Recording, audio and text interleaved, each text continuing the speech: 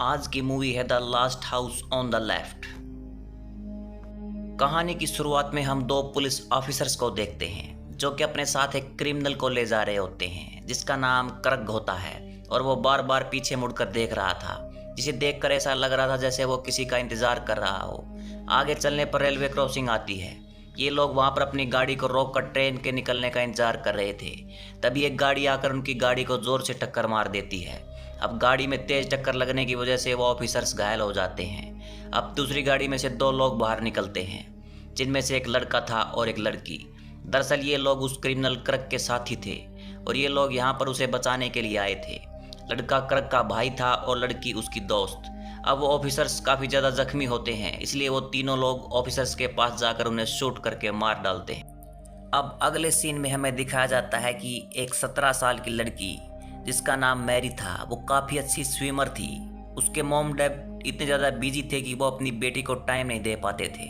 दरअसल उसके डैड एक डॉक्टर थे और उसकी माँ भी अपनी लाइफ में काफ़ी ज़्यादा बिजी रहा करती थी। इसलिए उसके पेरेंट्स उसे घुमाने के लिए एक लेक के किनारे लेकर जाते हैं, जहाँ पर उनका पहले से ही घर होता है। अब जब ये लोग वहाँ पर पहुँचते हैं तो हमें वहाँ पर लगी तस्वीरों से पता चलता है कि मैरी का एक भाई भी था जिसकी एक एक्सीडेंट में मौत हो चुकी है। अब मैरी का यहाँ पर मन नहीं लग रहा था, इसलिए वो अपनी मॉम के पास जाकर अपनी फ्रेंड से मिलने के लिए रिक्वेस्ट करने लगती है। इस पर मैरी की मॉम उसे यहाँ से जाने के लिए मना करती है और वह उसे कहती है कि तुम अभी यहाँ से नहीं जा सकती। लेकिन मैरी के डैड मैरी को इजाज़त दे देते हैं। यहाँ पर मैरी के डैड उसे गाड़ी की चाबी के साथ साथ कुछ पैसे भी देते हैं, लेकिन उनके इस फैसले से मैरी की मॉम खुश नहीं थी। अब मैरी अपने फ्रेंड से मिलने के लिए जाती है। दरअसल उसकी फ्रेंड एक शॉप में कैशियर का काम करती थी। बातें करते करते उन दोनों को ध्यान एक लड़के पर जाता है जो कि काफ़ी देर से स्टोर रूम में मौजूद होता है, जो कि सामान खरीदते हुए उन्हें बहुत गौर से देख रहा था। वो काउंटर पर आकर मैरी की फ्रेंड से सिगरेट मांगता है, लेकिन मैरी की फ्रेंड उसे सिगरेट देने से मना कर देती है क्योंकि उसकी उम्र कम थी। जिस पर वो लड़का उनसे कहता है कि अगर तुम मुझे सिगरेट दे दो तो इसके बदले मैं तुम्हें एक पार्टी दूंगा जहाँ पर हम बहुत इंजॉय करेंगे। इस बात पर मैरी की फ्रेंड मान जाती है और जब वो पैसे देने के लिए अपनी जेब में से पैसे निकालता है तो एक नोट पर खून लगा हुआ था, जिसे वो निकालकर जल्दी से अपनी जेब में रख लेता है और ये चीज़ मैरी और उसकी दोस्त नहीं देख पाती।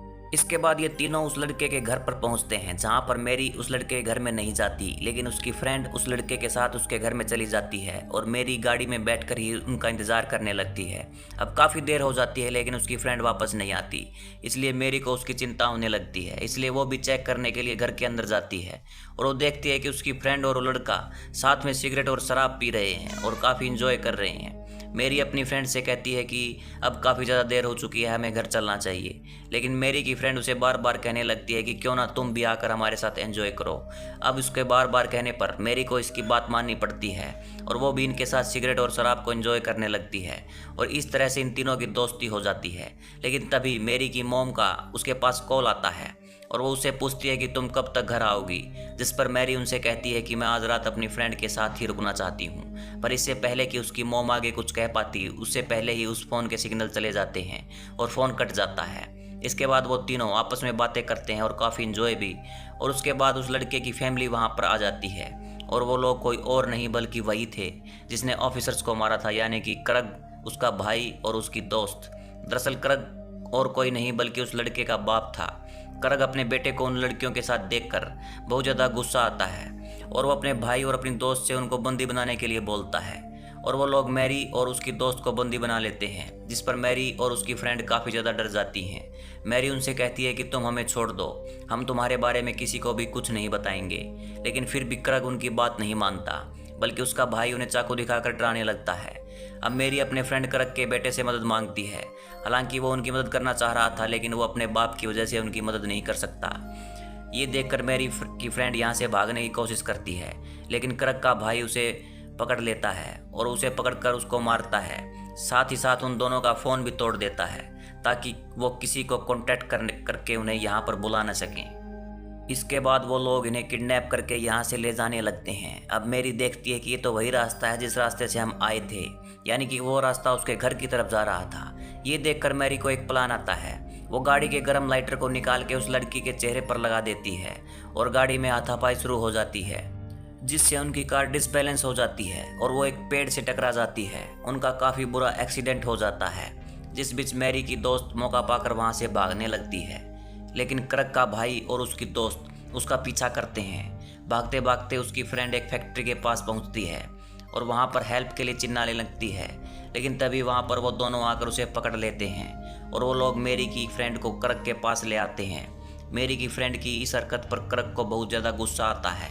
वो अपना चाकू निकालकर उसके पेट पर एक कट लगा देता है और उसे वहीं तड़पने के लिए छोड़ देता है।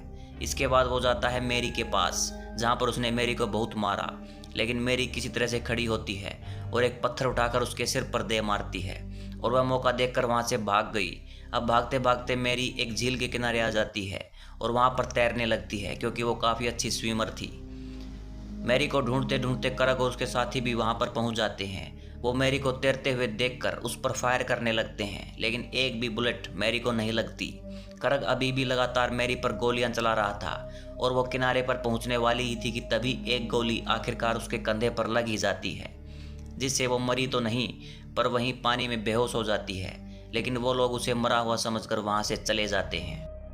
अब वो लोग लेक के किनारे बने घर में मदद मांगने के लिए जाते हैं, क्योंकि उसके भाई और बेटे को बहुत ज़्यादा चोट लगी हुई थी और वो लेक हाउस किसी और का नहीं बल्कि मैरी के मॉम डैड का ही होता है।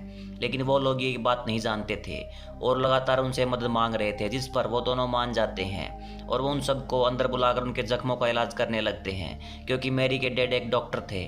और मैरी की माँ उनसे कहती है कि अगर तुम लोग चाहो तो आज हमारे गेस्ट हाउस में रुक सकते हो, क्योंकि बाहर तेज़ बारिश हो रही है, जिस पर वो लोग मान जाते हैं और आज रात यहीं रुकने का फैसला करते हैं। मैरी की मॉम उन सब के लिए कॉफ़ी बनाती है और जब क्रग का बेटा उस कप को रखने के लिए किचन में गया तो वहाँ पर लगी मैरी की तस्वीरों को देखता है, जिससे वो समझ जाता है कि ये घर मैरी के मॉम डैड का ही है। लेकिन वो ये बात किसी को नहीं बताता, क्योंकि उसे पता था कि अगर ये बात उसके डैड क्रग को पता चलेगी तो सबको मार देंगे। और वो वहाँ पर मैरी के लॉकेट को रख कर उन सब के पास आ जाता है। अब उन सबको काफ़ी ज़्यादा नींद आ रही थी, इसलिए वो सब सोने के लिए चले जाते हैं। मैरी के मॉम डैड भी जब अपने कमरे में सोने के लिए जाने लगे तो उन्हें घर के बाहर से कुछ अजीब सी आवाज़ें आती हैं और जब वो चेक करने के लिए बाहर जाते हैं तो देखकर काफ़ी हैरान हो जाते हैं कि मैरी यहाँ पर एक गंभीर हालत में पड़ी हुई है। वो ये देखकर काफ़ी घबरा जाते हैं और तुरंत ही मैरी के पास आते हैं। अपनी बेटी की ऐसी हालत देखकर उनकी भी हालत काफ़ी ज़्यादा ख़राब हो गई थी। वो लोग जल्दी से मैरी को घर के अंदर लाते हैं। वो देखते हैं कि मैरी के कंधे में एक गोली लगी है, जिसे निकालने के लिए सारा ज़रूरी सामान लेने के लिए उसकी मॉम जब किचन में जाती है तो वहाँ पर वो मैरी के पड़े हुए लॉकेट को देखती है। उन्हें पता था कि किचन में और कोई नहीं बल्कि क्रग का बेटा ही गया था और वो लोग समझ जाते हैं कि मैरी की ऐसी हालत उन्हीं लोगों ने की है। जब मैरी के डैड मैरी का इलाज कर रहे होते हैं तो उन्हें पता चलता है कि मैरी के साथ उन लोगों ने बहुत बुरा किया है, जिससे उन्हें बहुत गुस्सा आता है और वो उन लोगों से बदला लेने की सोचते हैं। मैरी के डैड मैरी की मॉम से बोट की चाबी मांगते हैं ताकि वो मैरी को हॉस्पिटल ले जा सकें और मैरी की जान बचा सकें। मैरी की मॉम मैरी के डैड को जल्दी से बोट की चाबी ला कर देती है, जिसके बाद वो जल्दी से जाकर बोट को पानी में उतारते हैं। बाकी सब लोग तो वहाँ पर सो रहे थे, लेकिन क्रग का भाई अभी भी वहाँ पर घूम रहा था और जब वो बाहर आता है तो वो देखता है कि मैरी एक टेबल पर पड़ी हुई है। इससे पहले कि वो ये बात जाकर अपने भाई क्रग को बताता, इससे पहले ही मैरी की मॉम उस पर हमला कर देती है। क्रग का भाई मैरी की मॉम को मारने की कोशिश करता है, लेकिन तभी वहाँ पर मैरी के डैड आ जाते हैं और वो क्रग के भाई को तरपा कर बहुत ही बुरी तरीके से मार डालते हैं। अब मैरी के मॉम डैड वहाँ पर पहुँच जाते हैं जहाँ पर क्रग और उसकी दोस्त सोए हुए थे, लेकिन वहाँ पर क्रग का बेटा अभी भी सोया नहीं था। उसके हाथ में गन होती है, जो पहले तो उनके ऊपर तान देता है, लेकिन बाद में वो उस गन को मैरी के डैड को दे देता है। गन की आवाज़ सुनकर क्रग की दोस्त उठ जाती है, लेकिन तभी मैरी के डैड उसे शूट कर देते हैं, जिससे उसकी वहीं पर मौत हो जाती है। गोली की आवाज़ से क्रग की भी नींद खुल जाती है और इससे पहले कि मैरी के डैड कुछ कर पाते वो वहाँ से भाग जाता है और जल्दी जाकर उन्हीं के घर में छिप जाता है। क्रग को कुछ भी समझ में नहीं आ रहा था कि आखिर वो उन्हें क्यों मारना चाहते हैं और तभी वो खिड़की से बाहर देखता है तो उसे पता चलता है कि ये लोग मैरी के मॉम डैड हैं और अब ये इनसे बदला लेना चाहते हैं। इधर मैरी के डैड क्रग को ढूंढते ढूंढते उसी रूम में आ जाते हैं जिस रूम में क्रग छिपा होता है, जहां पर इन दोनों में बहुत ही खतरनाक फाइट होने लगती है। थोड़ी ही देर में क्रग उन पर भारी पड़ने लगता है और उन्हें काफ़ी ज़्यादा जख्मी कर देता है। क्रग के हाथ में एक लोहे की रॉड थी जिससे वो उन्हें लगातार मारे जा रहा था और क्रग मैरी के डैड को मारने वाला ही था। तभी पीछे से क्रग का बेटा आ जाता है और वो उसे गन पॉइंट पर ले लेता है, पर करग उससे गन छीनकर उसके बाल पकड़कर उसे भी मारने लगता है और वो उसे भी जान से मारने वाला ही था कि तभी पीछे से मैरी की मॉम आ जाती है और वो उस पर हमला कर देती है, जिससे कि वो अपने बेटे को छोड़ देता है। और अब मैरी के डैड और मैरी की मॉम मिलकर दोनों करग को पीटते हैं और दोनों मिलकर करग को बहुत मारते हैं, जिससे कि वो इतना जख्मी हो जाता है कि वो उठने की हालत में नहीं होता और वो तुरंत वहीं पर बेहोश हो जाता है।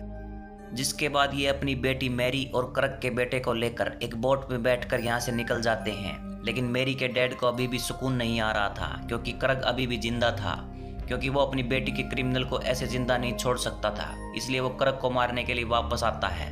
वहाँ पर करग अभी भी बेहोश होता है। इसके बाद मैरी के डैड करग के सिर को एक ओवन में रखकर उसे फुल स्पीड पर ऑन कर देते हैं और वहाँ से चले आते हैं, जिससे करग को बहुत ज़्यादा तकलीफ हो रही थी। उसका सर पिघल कर ओवन से धुआं निकलने लगता है।